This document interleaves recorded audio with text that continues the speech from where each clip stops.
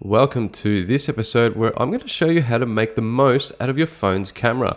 We're going to talk a couple of technical things and we're going to look at a couple of really interesting things like aperture. Have a look at that. This is the opening inside your lens that lets the light go through onto the shutter. This is a shutter that opens and closes and lets that light go onto the camera sensor. Remember that for later. I'm also going to show you this photo that I took and why I'm showing you this photo. Sound interesting? Yeah, I thought so. See you on the other side of the intro.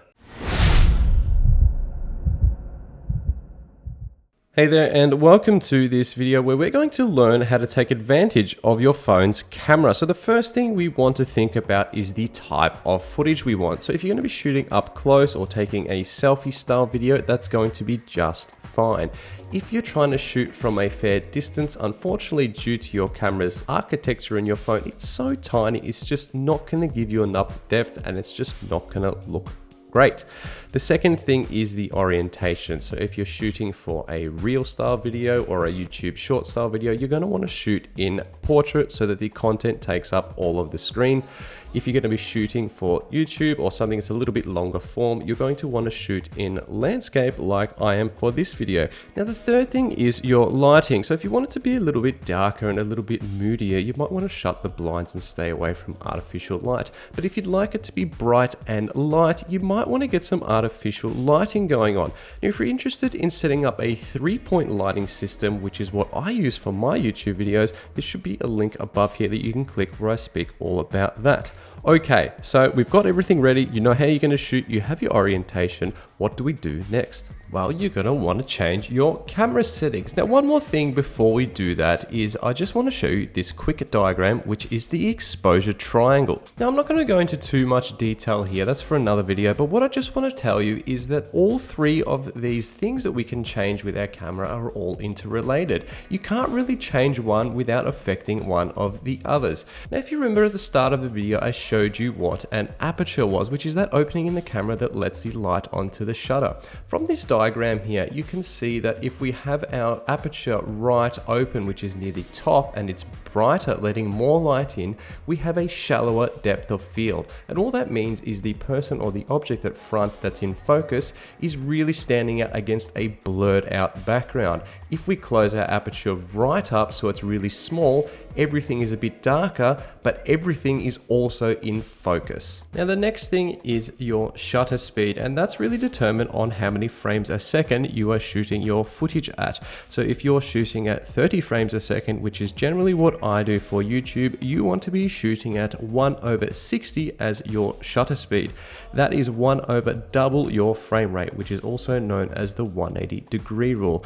Now we're not going to get too technical with this either, but basically if you don't follow this rule, your footage will look a little bit unnatural, and if you have to slow it down, things will start to look a little bit choppy. Now the last thing I want to talk about is your ISO. So say you have selected your aperture and you've selected your shutter speed, but things are still a little bit too dark. The last thing you can change is your ISO, which is your camera's digital compensation to try and brighten things up.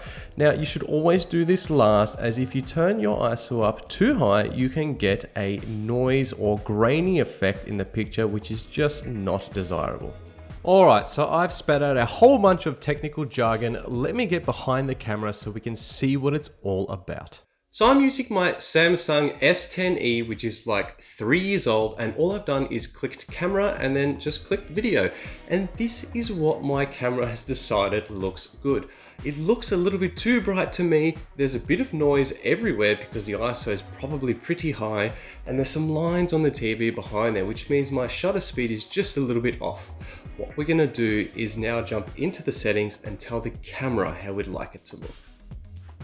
Alright, so let's look at those camera settings. On my Android phone, I click camera, I click more, and then I click Pro Video so that I can access all of the customizable settings. If you're using an iPhone or a different phone, you might have to get there in a different way, but you just want to find the place where you can customize all of these settings.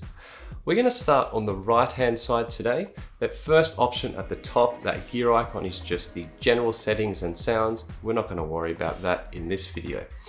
The option underneath is the flash option. Now, I've got lighting set up, so I don't need to worry about this, but if you don't have the right lighting set up, you can use this if you like, but I do recommend you trying to use maybe a lamp or something different, as the type of light that comes out of a camera phone is not ideal for shooting video. The next thing we're going to talk about is the aspect ratio. You can see 16:9 on mine, which is great for most things, including YouTube. But say, for example, you wanted to do something a little bit more cinematic, you could toggle that over to 21.9, which kind of squashes things out and lengthens the ratio in that direction. We don't want that today. We are going to select 16:9. My phone chose Ultra HD at 60 frames per second as the quality and the frames per second. I'm going to shoot at 30 frames per second, but keep it in Ultra HD. Ultra HD just means 4K. Your phone might say something different, but you want to choose the highest option to get the best resolution. The reason I chose 30 frames per second rather is that when you shoot at 60, there's not really any motion blur as people move around, which looks a little bit unnatural. If I'm standing in front of you and I move around, things kind of look a little bit blurry as I move, and that's just what we're used to seeing. 60 frames a second is great if you're wanting to choose footage that you're going to slow down later. So for today, we'll just stick to 30. The next option I have is the focus type. It is currently set at what it's just trying to figure out on its own. I'm going to force it to select the center as its area of autofocus, as that's where I'm going to be once I jump back into the chair. The last option on the right is a little light chart. We're not going to worry about that today. Jumping over to the left side, my first option that I can change and play around with is my microphone. If it is not loud enough and I want to adjust the gain up a little bit, that's how I would do that. So say you were talking in front of your microphone and it was still quite quiet, you could turn it up like that. Or conversely, if you're really loud, you might want to turn it down a little bit. But I'm going to keep mine at 0 because that's where I like the sound. The next option is the ISO, and as I said before, that's going to be the last thing that we change, so we're going to leave that as it is. The next option is the shutter speed and the aperture size, which we spoke about before. So let's jump in there.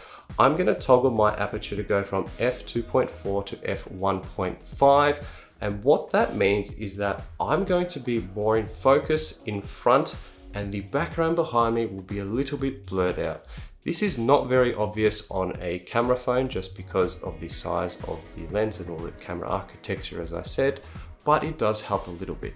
The next thing we're going to change is our shutter speed, and because we chose 30 frames per second, we are going to shoot at 1/60. Now, things are looking rather bright. What can we do? Of course, we can adjust our ISO, which is the digital compensation that my camera's trying to figure out right now. We're going to reduce that to something that looks a little bit less grainy, a little bit less noisy, and looks a lot nicer. Might even go down one more like that.